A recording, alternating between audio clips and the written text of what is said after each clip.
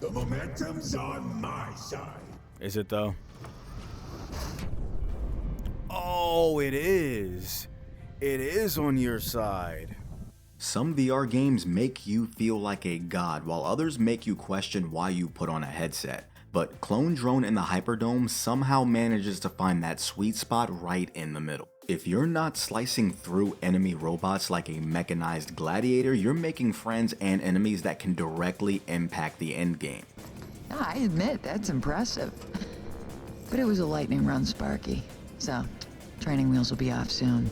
This experience is fast, it's brutal, and ridiculously entertaining, but let's get into why that is in this review, starting with what this game is all about. This game is a robot-centric gladiator brawl, complete with high-stakes combat, unexpected alliances, and absolute chaos. You play as Blink, a human-turned machine thrown into the Crash Loop, which is this brutal, never-ending tournament where survival means nothing in the face of the champion. Your ultimate goal is to win and escape this nightmare you found yourself in, but this isn't just a simple fight until you win scenario. Every win, loss, and decision you make shapes the competition itself. Battle the same opponent too many times and they'll remember that. You're headed for a burnout. Sooner or later. And if you KO me again, or even just try to, I'll make it sooner. And leaving the wrong opponents unchecked has its own consequences that may come back to haunt you. The game doesn't just track wins and losses, it tracks relationships, which adds a layer of depth beyond just fighting to win.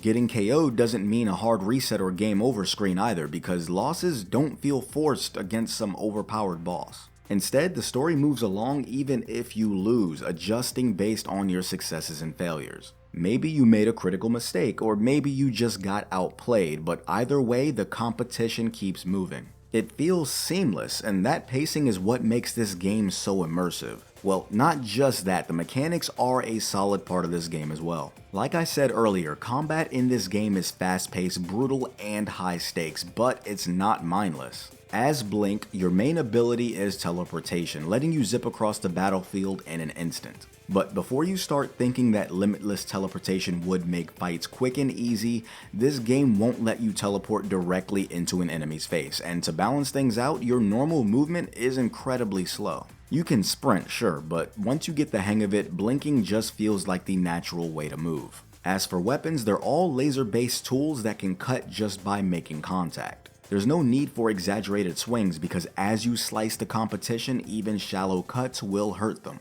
Of course, with physics being a thing here, some weapons require two hands for better control. And if you're not careful, you can lose limbs, which seriously mess with your ability to fight. Defeating other competitors will temporarily give you their unique abilities, allowing you to do things like slow time for a moment. But combat isn't just about you. The other competitors in the tournament aren't just random enemies. They have their own earlier mentioned unique powers, and you'll be fighting against them again and again throughout the game. The variety of enemy types, their personalities, and their movements keeps fights fun and somewhat unpredictable, forcing you to adapt every time. But outside of combat, the game essentially takes a choose-your-path approach. You pick different routes as you clear an area, making your way towards the final matchup in this series of mini tournaments within a bigger one. While you're advancing, so are the other fighters, and by the time you reach the end, you'll get to face off against whoever else unpredictably made it that far.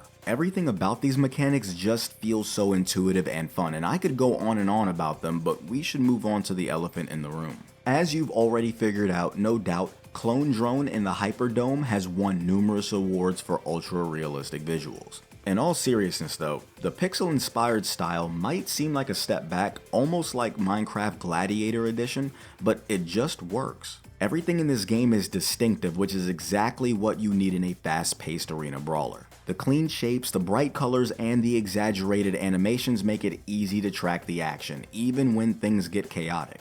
Nothing blends together, and that's hard to do when pixels are this big. As mentioned earlier, every weapon in the game is laser based, but the way they look when melting through the competition is just so satisfying.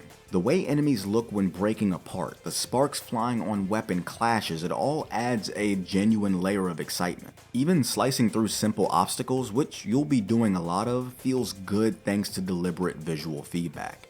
But if there's one thing about this game that stands tall amongst other VR titles, it's the audio. From the sound effects to the voice acting, everything feels alive and incredibly well scripted. First off, top tier voice work. Overclock, stop! I just want to interrogate him! Liar! You can't be captain, you're worse than he is!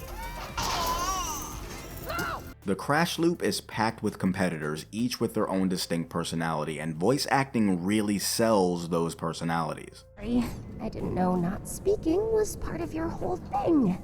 Oh, but thanks for the KO, by the way. I might be one step closer to deletion now. No big deal. These guys don't just feel like generic enemies, they feel like genuine rivals. They have quirks, confidence, and in some cases, pure arrogance. Then there's Blink, your character. He talks, but it's more of an internal dialogue since other fighters can't hear him, but it adds a nice touch of personality to his character. On the sound effects side, every single weapon sounds as deadly as it looks. The laser blades crackle on impact, giving off this lightsaber-like energy that makes attacks feel great. And we can't forget the background tracks that set the perfect tone for each fight. Whether you're locked in an intense one-on-one or talking to competitors in the waiting area, the audio keeps you in the moment. As for the options, Clone Drone in the Hyperdome keeps things pretty simple. There aren't a ton of settings to tweak, but what's here does matter. The most notable options are the vignette slider, which helps reduce motion sickness, always a welcome feature in fast-paced VR games, and also the option to play seated and standing. But honestly, seated gameplay feels a little awkward in this game. Your arms don't look like they want to cooperate. Movement just feels way more natural when standing in this one. One of the coolest features though is the spectator camera. It's labeled as experimental, but it's actually really well implemented and how I managed to get some of these cool camera angles for this video. It's super easy to toggle on and off too. So while the options menu isn't packed with features, again, what's here works. At the end of the day, Clone Drone in the Hyperdome is both a fun and well-designed VR game. I haven't even gotten into the scores yet, and I already recommend trying this one out, but just for you guys, Theme gets a 6 out of 6 because everything from the progression to the pacing in this game is spot on. Mechanics gets a 5 out of 6 because the game feels absolutely awesome and intuitive. Of course, the occasional physics jank is included. Graphics gets a 3 out of 6 because although everything here is large pixels, the game looks amazing and runs just as good.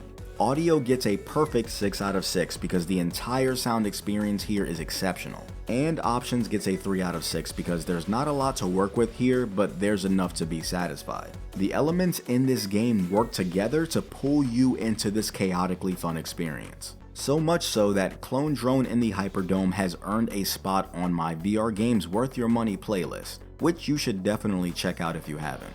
And this game has earned an immersion score of 5.5 out of 6. In terms of overall immersion, this game is up there along with hitting the like button, following me on X, and subscribing for weekly VR content. Thanks for watching, and until next time. Somebody didn't think that one through. Oh, I forgot he could do that.